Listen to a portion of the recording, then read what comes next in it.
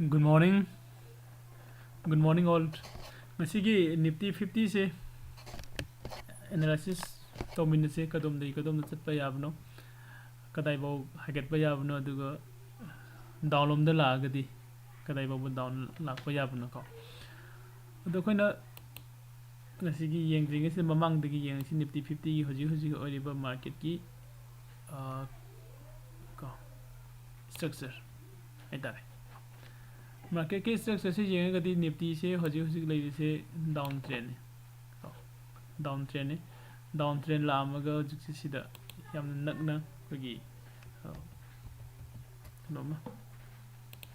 channel number same बदौना थोड़ई को पूरा completely ओइतरी channel से सिबाव ई चैनल लोगे सी चैनल से मार्केट से सिदा डाउन ट्रेंड ला खान चैनल से फॉर्म तौरपनी को अदु सिगे लाइव चैनल रेंज का रेंज सिदा होजसे लेरिसे करिनो साइगी कोगी सिगे रेंज सिदा को रेंज सिगे अपर रेंज तनी होजि माना टच तौरगा लेरिसे को अपर रेंज से माना सिदा कइगुम्बा ब्रेकआउट पीरगदी को अपर रेंज सिदगी ब्रेकआउट पीरगदी कदाइ बाउबा कारप यागे सिने लाइसे को अपर रेंज सिदे माना ब्रेकआउट पीरगदी माना कारप यारिसे सिबाउगी एटीएम से लाप याय 17800 का 17800 फाउ से मागी फर्स्ट टारगेट लाप याय ngasiगी अपर रेंज से कायरगदी कइगुम्बा अपर रेंज सिदा होजिक लेरिबा अपर रेंज सिदगी को टच तौरगा मानजि लेसिदा सिदा काबा ngamdana मखरमदा हाइदरागदी मखरमदा हाइदरागदी खोइना टारगेट से कदुमदे लौबा यागे हाय कांदा लागी सिगी ये रेंज सिगी पीओसी ओरिबा को सिगी कना क्या ओरे 17300 को 17300 साइबौसी हाइदरपा याबगी चांसेस उ फंगी को अदु मार्केट ने अप टू सकद्रा डाउन सकद्रा कनामता हाइबा ngamde नत्रा अदुगा कइगुम्बा माना सिगी रेंज सिदगी थुगाइनबा होनबदा को ngamdadune लेगिरगदी स्वाइदा सुम साइडवेज चलगा लेबा याबगी चांसेस सु ले को अदु ngaraंगी मार्केट की मतुंगिना मु येंगागदी ngaraंगी मार्केट ती को हाइदी यामना यूजर खगी बायर सिंग से यामना स्ट्रांग ओई हाइने लोगी बयाई को ngaraंगी कैंडल सिगी मतुंगिना ngaraंगी कैंडल से मार्केट से ओपन तौरबा मतुंगदा को मखादा कुमधरुरे नत्रा कुमधरुरे अदुगा मुकमु काखलागा हाइदी स्वाइदा बायर म्याम थेंगनबदगी बायर की प्रेशर सिन कनबदगी बायर सिन इनखलागा पुरागा अमु मथक बकाउरगा अदुगा सिदा डाउन तौरगा सिदा क्लोजिंग पिगिबनी को अदु सिगी फॉर्म सिदा खोइन हजि येंगबा मतमदा बायर की मागी कनो से प्रेशर से यामने स्ट्रांग हाई ओय हने लो बियाई को फॉर्म तौरे में कैंडल से को अदु ngasi से कइगुम्बा मार्केट से सिगी मथक सिदा स्वाइदगी गैप अप तो ओपन तौबिगरगदी को फर्स्ट टारगेट से क्या कदाइ देनो 17800 सिबाउदी मार्केट से लाखबा याबगी चांसेस से यामनो वांगे को अदु कइगुम्बा सिदगी अमुक मसागी सिगी रेंज सिदगी मखारमदा कुमग्रगदी रेंज से थुगाइबा ngamdana मखारमदा तारागदी फर्स्ट टारगेट से सिगी लाइन सिनी को कयानो 17300 फाउ से लाखबा याबगी चांसेस ले डाउन लोमदा को अब लोमदना 17800 को डेली एनालिसिस ने देखो ऑप्शन चेन दसु जिंगमिन से को ऑप्शन चेन द लाक्से ऑप्शन चेन द मुगला कांदा निफ्टी 50 की ऑप्शन चेन द लेरिसे हजि लेरिबा जगह से कोइना सिदा उइसे कलाइदनो 17500 को 17500 की रेजिस्टेंस से याम चाउबा रेजिस्टेंस ने को सिदा open interest se 42,000 gi mathak te lai ko asi gi oina 42,000 ni sigi 17,500 se thugai raga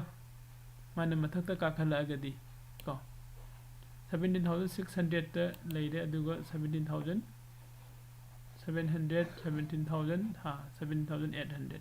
ko 17,800 pause lakh pa yabagi chance se tum wange sida sunatra kana sida option chain da aduga download da laga gidi 17,500 sida leiriba support se yam chawba support ni ko sigi support sidagi kaigumba makhada tagragadi ko next sida mu lei 17,400 ta ko 400 se thugai gana 17,300 jawdi ko adudi 17,400 se su important oidi makharam da kumak padadi natra aduga haji main oine lei sina 17,500 17,500 se khara support se khara strong aiga aduga resistance su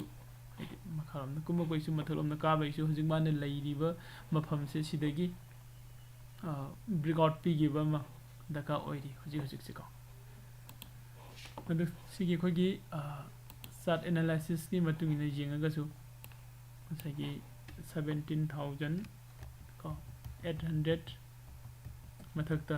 aduga 17,300 makhada lakpa yabagi chances se adum uba phangi ko aduga asagi khoina sida makharam da kuma matam da 17,400 ko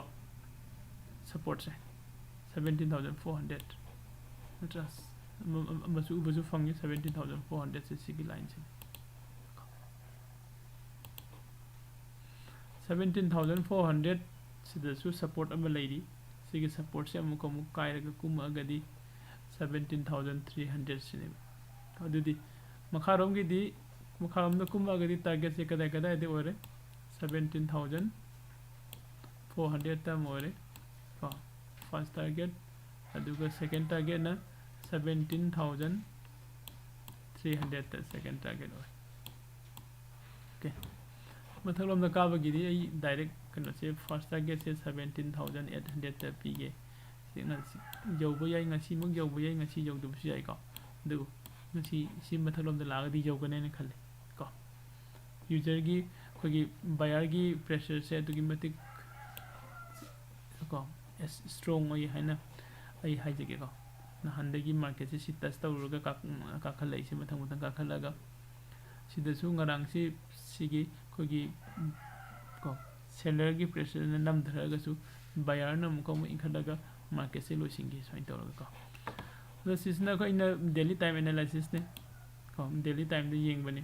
ado koi kana do mu yeng minasi 15 minutes ki start ko 15 minutes ki start mu kamai to ge yeng si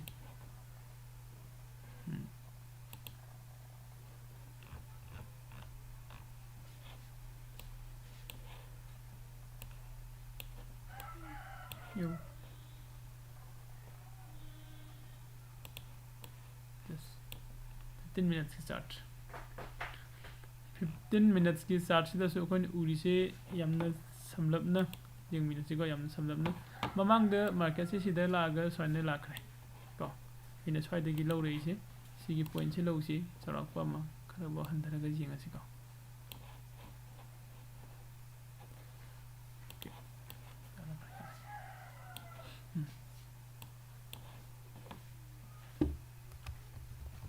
mamang da la kiba market to maybe khona chart analysis tawba matam da ngasi gi lakada isi kada da lakpa yabno aduni yeng bi sinatra adu ngasi gi lakada bo yeng khu matam da hoji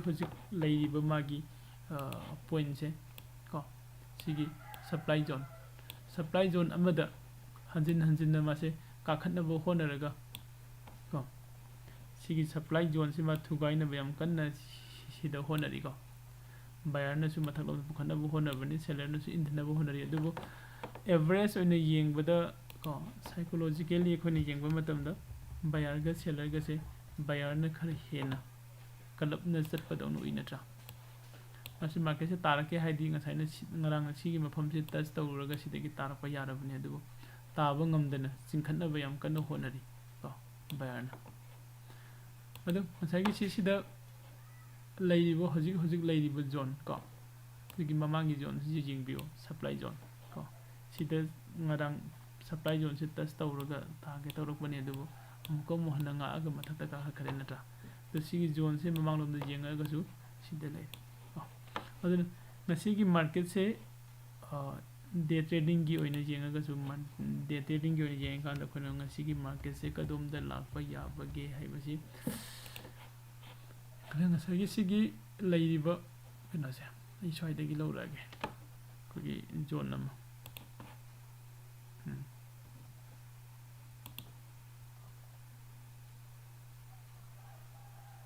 ꯁꯤꯕ ꯂꯧꯔꯁꯤ ꯁꯤꯗ ꯂꯩꯔꯦ ꯁꯤꯗ ꯂꯩꯔꯤꯕ ꯍꯧꯖꯤꯛ ꯂꯩꯔꯤꯕ 17,600 ꯍꯧꯖꯤꯛ ꯃꯥꯅ ꯂꯩꯔꯤꯁꯦ 17,500ꯇꯅꯤ 17,500 ꯁꯤꯗꯒꯤ ꯃꯥꯅ ꯀꯥꯈꯠꯂꯒ 17,600 ꯁꯦ ꯁꯤ ꯕ꯭ꯔꯦꯛꯑꯥꯎꯠ ꯇꯧꯔꯕ ꯅꯠꯇ꯭ꯔꯒꯅ ꯒꯦꯞ ꯑꯞꯇ 17,600 ꯀꯤ ꯃꯌꯥ ꯅꯠꯇ꯭ꯔꯒ ꯃꯊꯛꯁꯤꯗ ꯑꯣꯄꯟ ꯇꯧꯕꯤꯔꯛꯑꯒꯗꯤ ꯀꯣ ꯃꯥꯅ ꯀꯥꯔꯛꯄ ꯌꯥꯏꯁꯦ ꯀꯗꯥꯏꯐꯥꯎ ꯀꯥꯔꯛꯄ ꯌꯥꯕꯒꯦ ꯍꯥꯏꯔ ꯀꯥꯟꯁꯤꯗ ꯐꯥꯔꯁ ꯋꯥꯟꯗ ꯃꯥ ꯁꯤꯐꯥꯎ ꯂꯩꯔꯦ ꯀꯣ ꯑꯗꯨꯒ ꯁꯤꯗ ꯑꯃꯨꯛꯁꯨ ꯔꯦजिस्टेंस ꯑꯃꯁꯨ ꯂꯩꯔꯤ ꯀꯣ ꯁꯤꯒꯤ ꯔꯦजिस्टेंसꯁꯤꯒ ꯑꯃꯨꯛ ꯊꯨꯒꯥꯏꯈ꯭ꯔꯒꯗꯤ ꯁꯤꯗ ꯂꯩꯔꯤꯕ ꯃꯥꯒꯤ ꯖꯣꯟꯁꯤꯡꯁꯦ ꯃꯊꯪ ꯊꯨꯒꯥꯏꯔꯒ ꯆꯠꯈ꯭ꯔꯒꯗꯤ ꯑꯩꯈꯣꯏꯅ ꯂꯥꯛꯄ ꯌꯥꯏꯁꯦ ꯀꯗꯥꯏꯗ ꯂꯥꯛꯄ ꯌꯥꯒꯦ ꯍꯥꯏ ꯀꯥꯟꯗ ꯄꯨꯔꯥ ꯁ꯭ꯇ꯭रेटꯇ ꯃꯥꯁꯦ ꯀꯥꯈꯠꯈ꯭ꯔꯒ ꯀꯣ ꯁ꯭ꯇ꯭रेटꯇ ꯀꯥꯈꯠꯂꯒ ꯁꯤꯐꯥꯎ 17,800 17,800 ꯐꯥꯎꯁꯦ ꯌꯧꯕꯒꯤ ꯆꯥꯟꯁꯦꯁꯁꯦ ꯁꯨꯝ ꯂꯩꯀꯣ ꯍꯥꯏꯔꯤꯕ ꯁꯤꯗ ꯂꯩꯔꯤꯕ ꯖꯣꯟꯁꯦ ꯐꯥꯎꯒꯠꯂꯒ ꯀꯥꯔꯛꯑꯒꯗꯤ ꯑꯣꯀꯦ ꯑꯗꯨ ꯃꯥꯔꯀꯦꯠꯅꯤ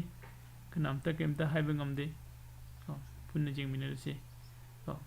ꯀꯗꯣꯝꯗ ꯀꯃꯥꯏꯅ ꯂꯥꯛꯇꯣꯏꯅꯣ ꯑꯣꯀꯦ ꯂꯣꯏꯁꯤꯜꯂꯒꯦ ꯁ꯭ꯋꯥꯏꯗ ꯉꯁꯤꯒꯤꯗꯤ ꯑꯗꯨꯒ ꯑꯩ ꯖꯁ ꯉꯁꯤꯁꯦ ꯇ꯭ꯔꯥꯏ ꯇꯧꯕꯅꯦ ꯍꯌꯦꯡꯁꯨ ꯑꯃꯨꯛ